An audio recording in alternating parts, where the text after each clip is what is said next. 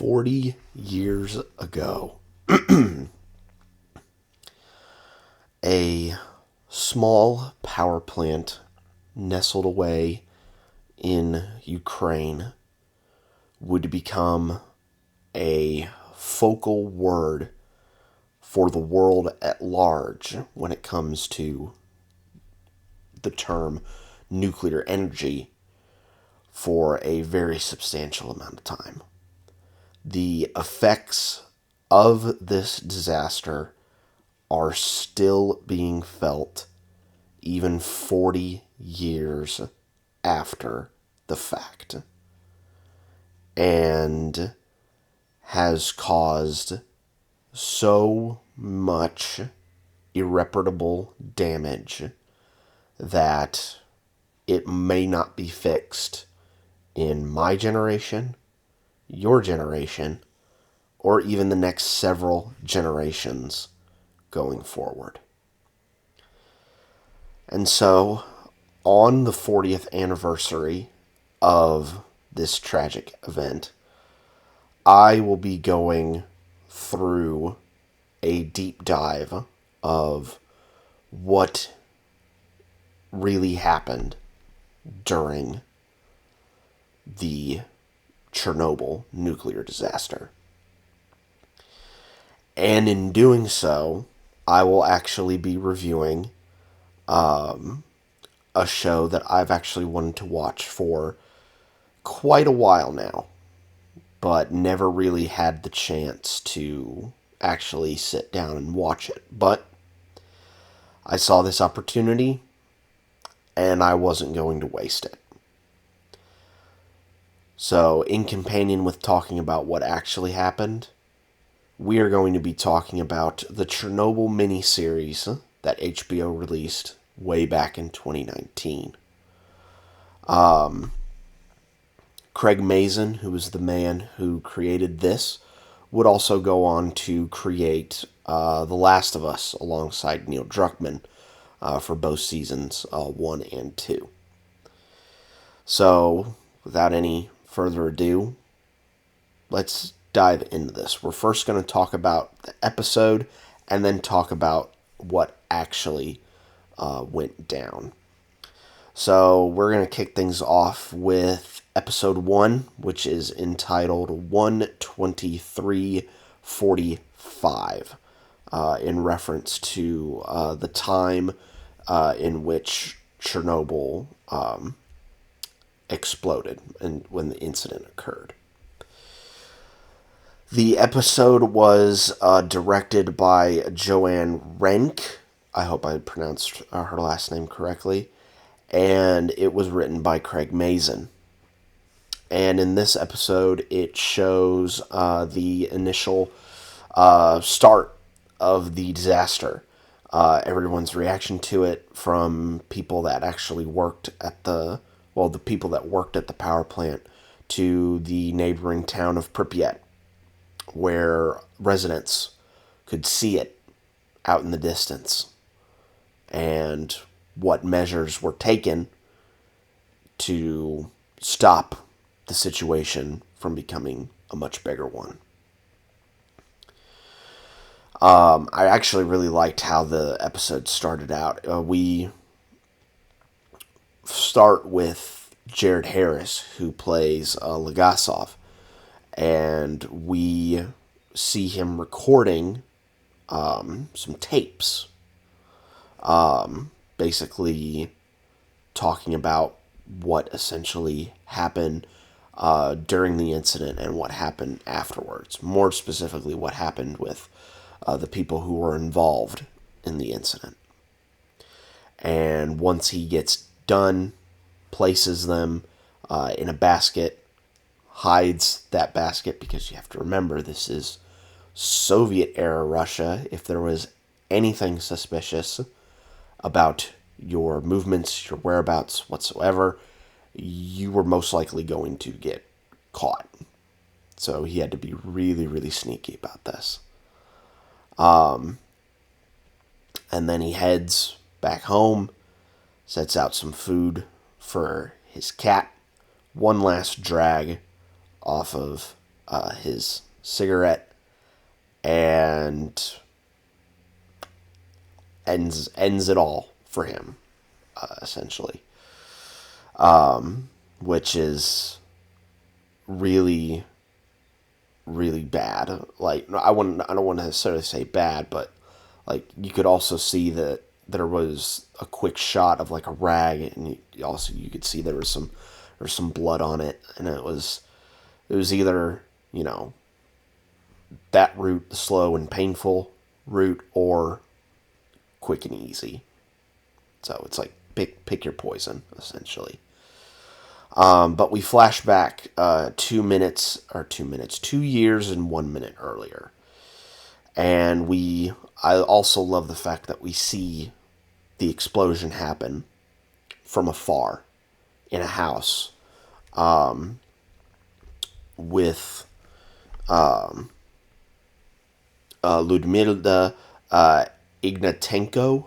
Again, I apologize for my Russian pronunciation for the entirety of this series. I'm going to try my best.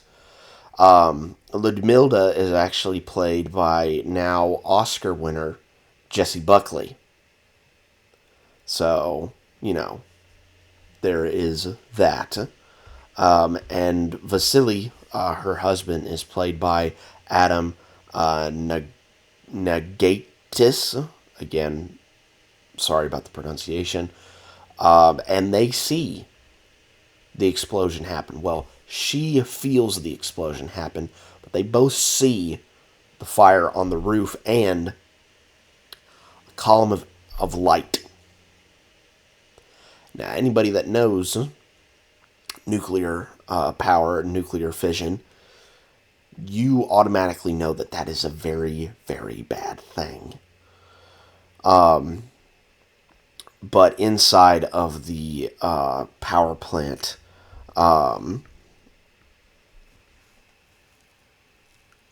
Dyatlov, who's played excellently, by the way, by Paul Ritter.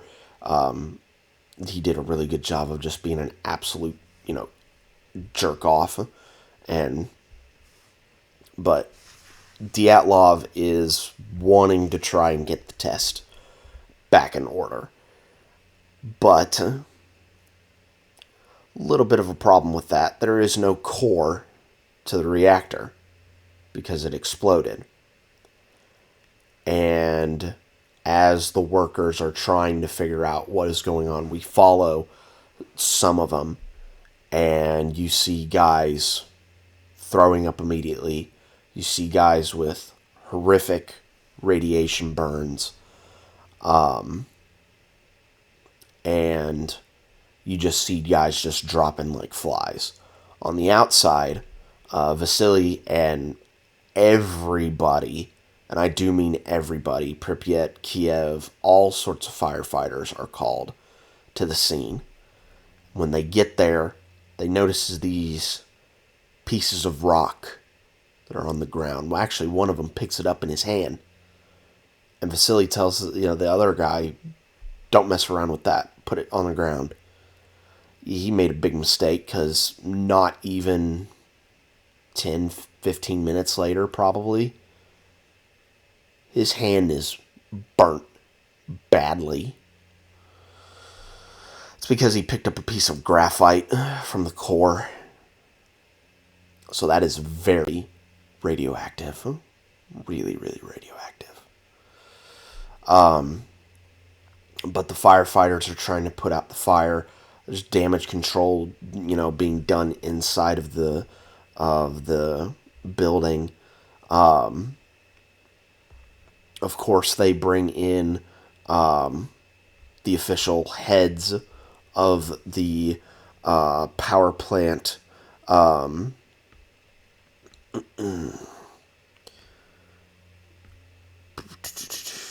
trying to find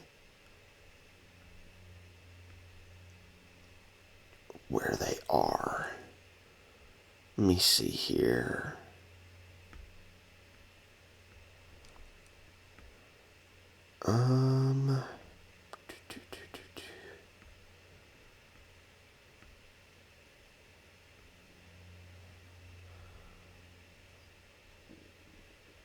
Um, Adrian Rollins was Fomin, and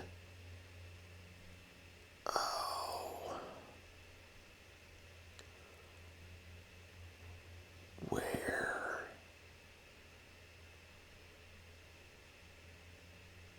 Toptonoff was one of the workers inside of the plant. Um,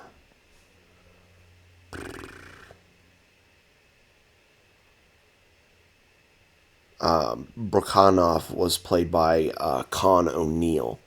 And again, both of those guys were really, really, really good in their roles as well. Just kind of being, again, slime balls as well. Because you have to look at it from, to play devil's advocate, you have to look at it from their side. If they do this, then, if they pull it off successfully, they'll be, well rewarded. They'll be, recognized by, their government for doing the right thing. But of course it backfired in their face. And so when the shit rolls downhill, they may be the first in line to take the massive brunt of that. But they don't want to take the massive brunt of that. They're going to pass the buck off to somebody else. And you're going to see that, at least I think in the first couple of episodes. In fact, probably even the whole series. It's who can we pass the buck off to? But, as we'll find out in the very last episode, there's actually a much bigger issue at play. But there's a massive board meeting inside of this bunker that's actually built at the plant. And, they're trying to reassure everyone that it's not a big problem. It's just a fire on the roof. There might be a little bit of contamination, but it's not that bad.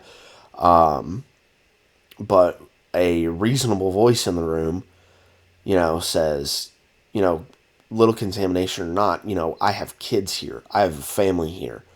There are many families that live close by. We need to evacuate the town. And, Brukhanov, tries to say, I've lived here for so many years. Why would I need to leave if it's not that big of a problem? And the guy says, the air is literally glowing. You don't see that as a big problem? And then an older gentleman in the room stands up and says, what is the actual name of this power plant? And, of course, Brukhanov, being, the kiss-ass that he is, gives the name. And, it's the Vladimir I. Lenin nuclear power plant.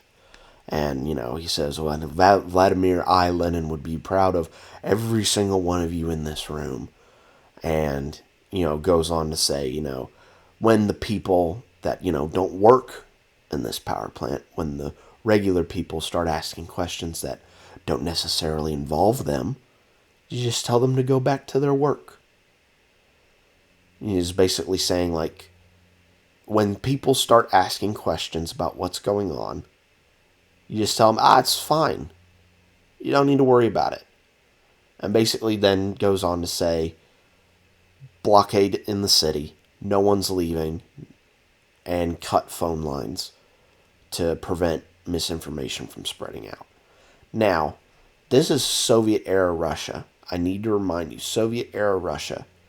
So, of course, that this would be happening. However, I can think of one big instance where another case of a really big thing happening, all sorts of misinformation being spread, and then everyone's in a panic about what to do and what not to do. I can think of one instance in recent history where that has happened again. I'll let you draw your own conclusions about that, because I'm not going to poke that hornet's nest. But the meeting wraps up. Everything seems like they have a game plan. But then one of the engineers comes in and says, that we got the good dosimeter from the safe, that maxes out at 1,000 Runkin. And that broke the second that they turned it on. They went and grabbed another one from the military fire department. That has a max of 200 Runkin. It was 200 Runkin. Multiple times over. Multiple measurements. And of course, everyone, the big wigs in the room say, that's not the case, huh? It's faulty equipment. Why are you bringing us this information? And then, of course, Dyatlov says to go up to the vent block roof and, see that it's not that big of a problem. But then, of course, Dyatlov throws up and collapses. And that should have been the aha moment, but, they don't see it that way.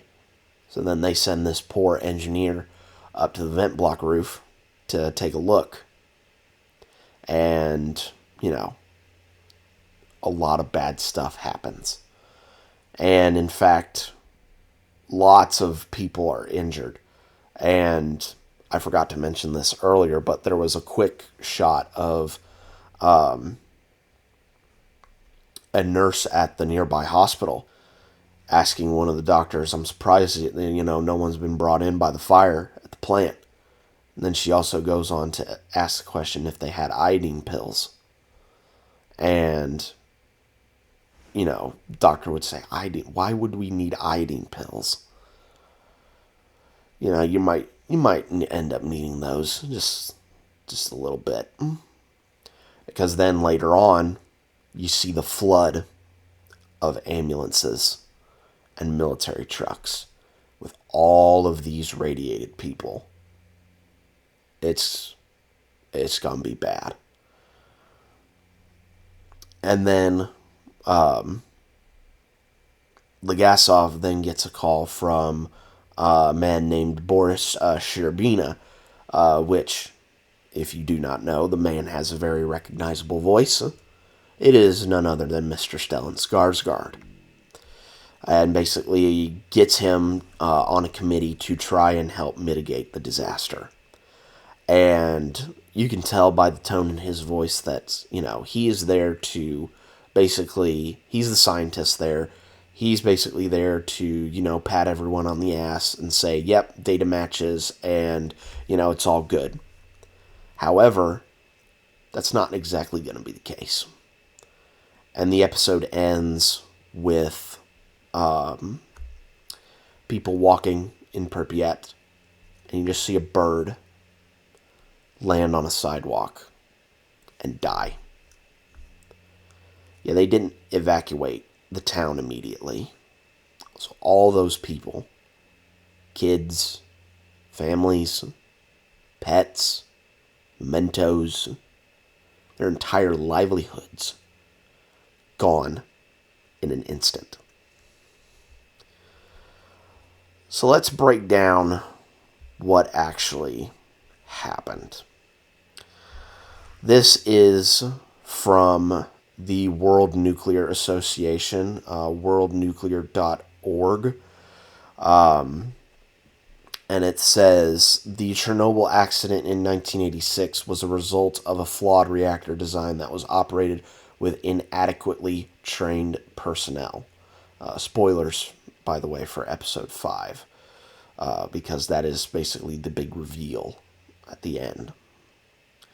The resulting steam explosion and fires released at least 5% of the radioactive reactor core into the environment, with the deposition of radioactive materials in many parts of Europe.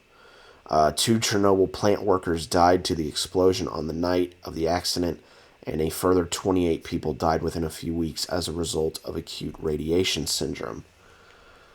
The United Nations Scientific Committee on the Effects of Atomic Radiation has concluded that apart from some 5,000 thyroid cancers, which resulted in 15 fatalities, there is no evidence of a major public health impact attributable to radiation exposure 20 years after the incident. And some 350,000 people were evacuated as a result of the accident, but resettlement of the area from which people were relocated is ongoing. When they say ongoing, that basically means that they aren't going to be going back. I can tell you right now, it's just not going to happen. Not in my generation, not in yours, and probably for the next several generations. It's just not going to happen. Granted, the radiation rates at Chernobyl are down significantly in the 40 years that it occurred, but I legitimately don't see people living in Pripyat or anywhere near Chernobyl forever. I just don't see it happening.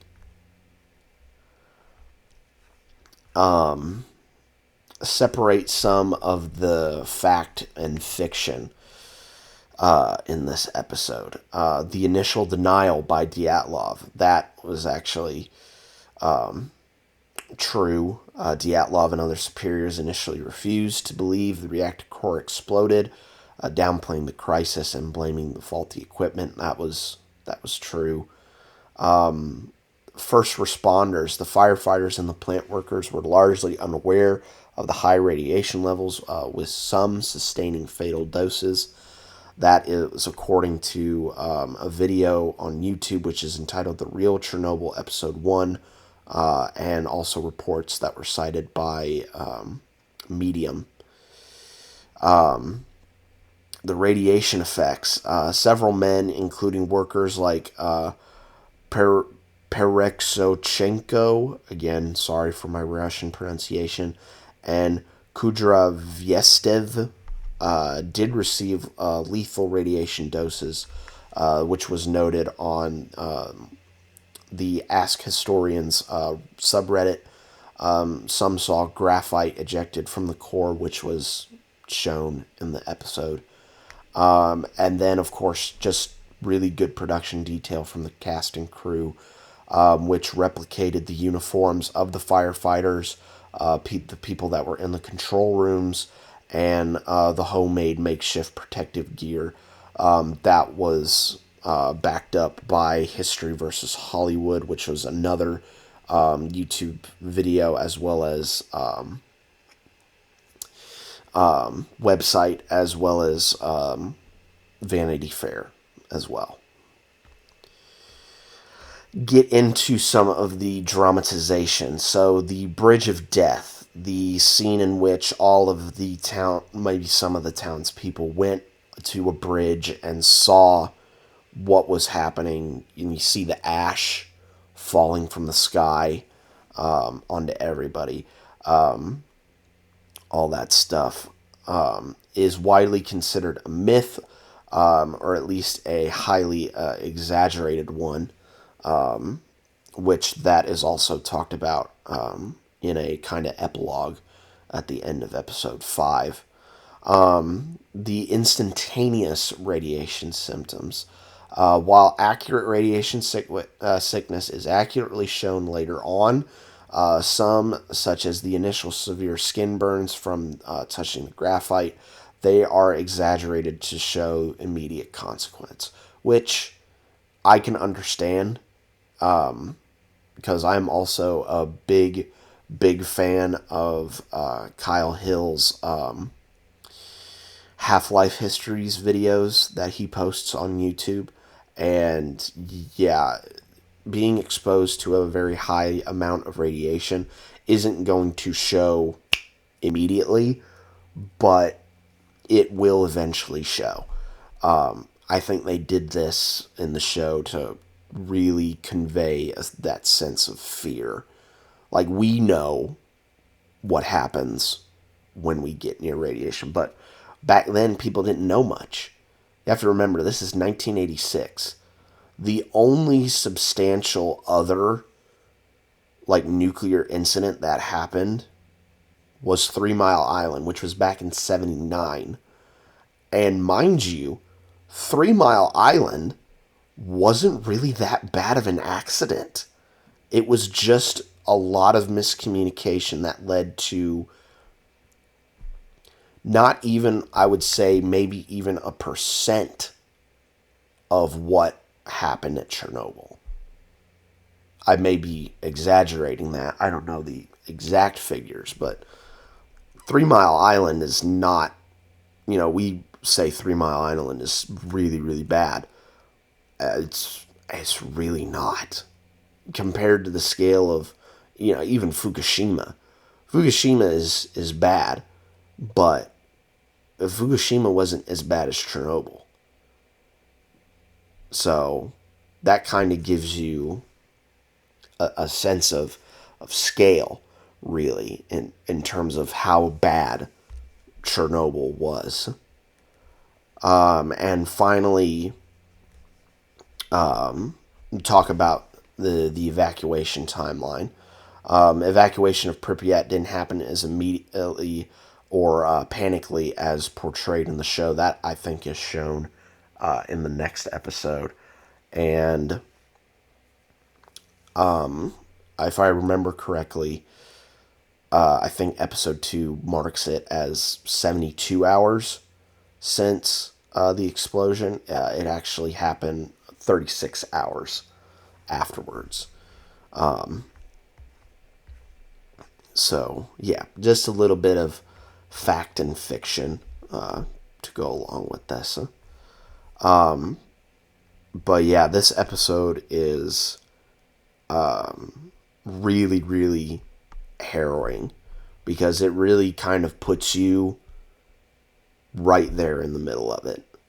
If you do know or if you don't know about this, you're immediately thrust into, oh my God, what's happening? What's going on?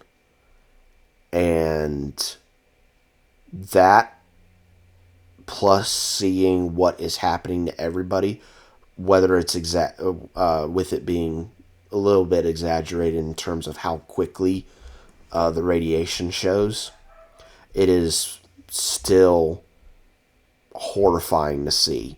It is really, really horrifying to see. And it's only going to get,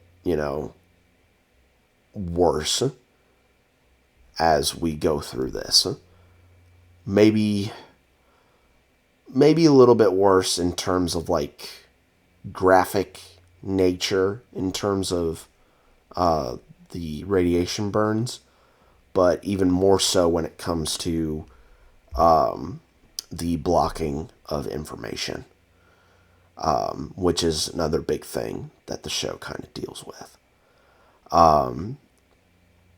But yeah, that is my rundown / breakdown of Chernobyl episode 1. It was a really, really good episode, and I am very much looking forward to going through the rest of this show.